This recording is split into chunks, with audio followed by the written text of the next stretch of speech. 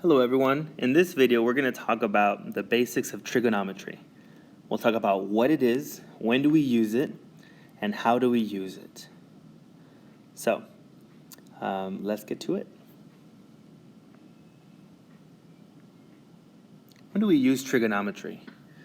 First of all, if we review a little bit from what we've spoken about before in the previous chapters, whenever we're dealing with a right triangle and we're looking for a missing length, if you're given two sides, the third side can be found using Pythagorean theorem. If you're not given two sides, but you start given the angles, like 45, 45, or 30 and 60, you can still find it using the rules that we discussed in class of special right triangles. Now, what happens when the angles that are provided are not those special right triangles, right? It's not a 45, 45, 90, and it's not a 30, 60, 90. What if we're given any angle? Well, that's when we use trigonometry. We're going to be able to find the missing length of a right triangle given any angle. So what is trigonometry? Trigonometry is really a set of functions that helps you relate the angle to any two given sides of a right triangle. Okay? If I like to think of it as a function, right, where the angle is the input and the output is the ratio of the two sides. So when you're looking at a right triangle, you have several options. You can have an angle here in the bottom, or maybe the angle could be here on top. This symbol that you're seeing here is theta. It represents the angle. It's a symbol that we use for representing angles. Before you begin to solve and set up equations that relates the angles to the sides, we first want to identify what sides are given. So the first thing I want to do is I want to identify the angle that's provided and everything around it. The hypotenuse of a right triangle will always be across from the 90-degree angle. It's the diagonal.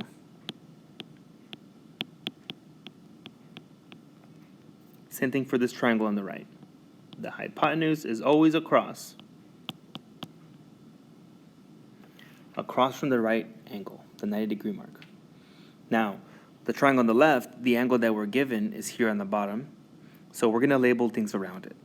On the other side, on the opposite side of that angle, we're going to label this side the opposite side.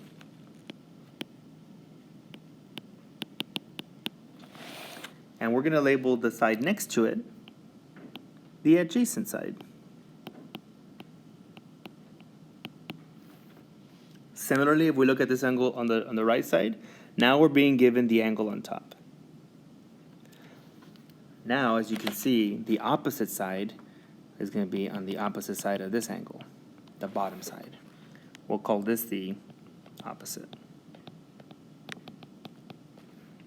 And the side next to it, we'll call it the adjacent.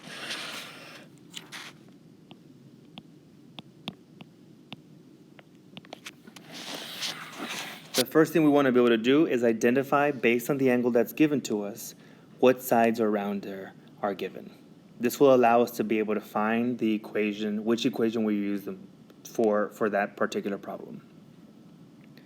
So let's talk about these equations we're talking about, and we'll do a few examples to show you how to set it up. These are the three equations that we're going to be using when solving. We're going to use sine, cosine, or tangent. As you can see, sine relates the opposite side and the hypotenuse. If you're given those two with respect to the angle, you're going to be using the sine function, the sine relationship. If you're given the adjacent side and the hypotenuse, we're going to be dealing with the cosine function. And if we're given the opposite side and the adjacent, we're going to be dealing with the tangent function, right? The angle is the input, and the two sides around it, any two sides, would become the output. And which two sides are given is what determines whether we use sine, cosine, or tangent. As a way to help us remember these three equations, we say SOHCAHTOA, where S represents the first letter, O, and H. Ka represents adjacent and hypotenuse, and tangent, TOA, represents the ratio of opposite and adjacent. So first identify what sides are given, and then we can determine which function is going to represent that. And if you think about it, the size of the angle will determine how big the triangle opens up, right? It determines those lengths. So the bigger the angle, the bigger the opening, the bigger the opposite side. This is why I like to think of these as functions, right? We have the input being the angle. The angle controls how big it opens up to the opposite side. So let's talk about how to set up a problem. And this is what we're going to get into by the end of this period, by the end of this video. We're going to want to be able to identify any scenario and set up the appropriate function that represents the relationship. Let's get to it. Here we have 6 scenarios. We're not going to do all of them. We'll do a handful of them. First thing I like to do is identify the angle. Around the angle, I have this side, which is the opposite, and I have the hypotenuse. The function that relates opposite and hypotenuse is our sine function.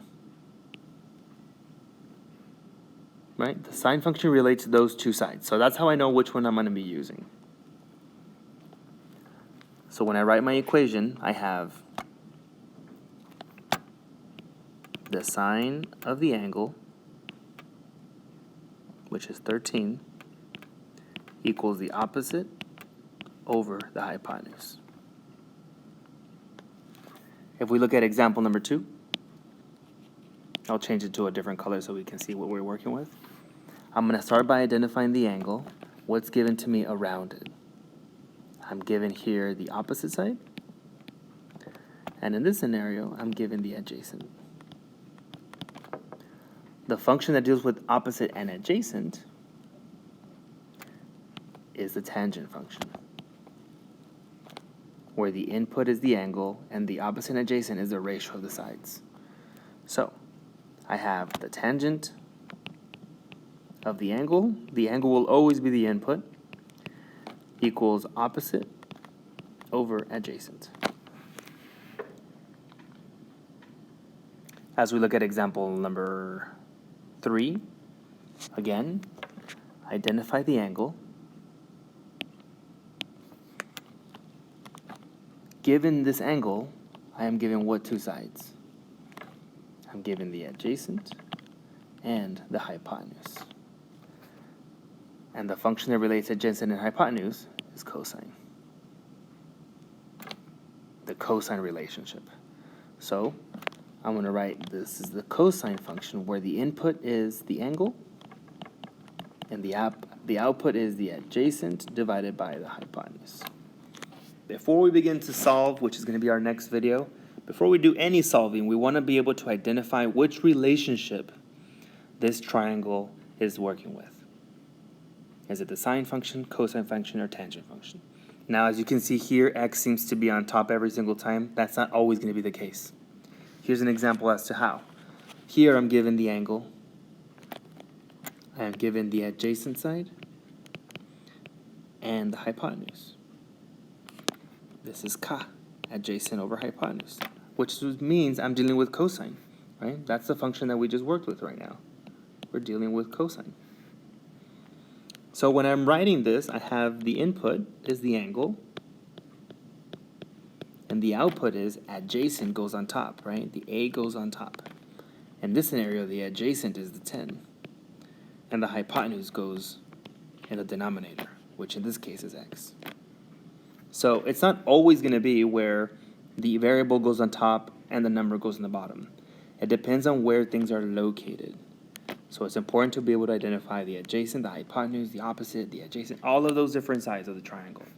Where are they located? And then set up our problem.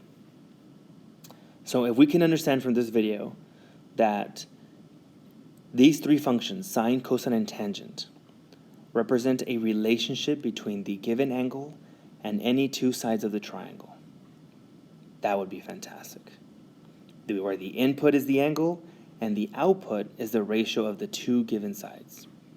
So can we identify whether it's sine, cosine, or tangent. If you can, this video was very helpful. I hope you guys have a great day, and as always, we'll calculate later.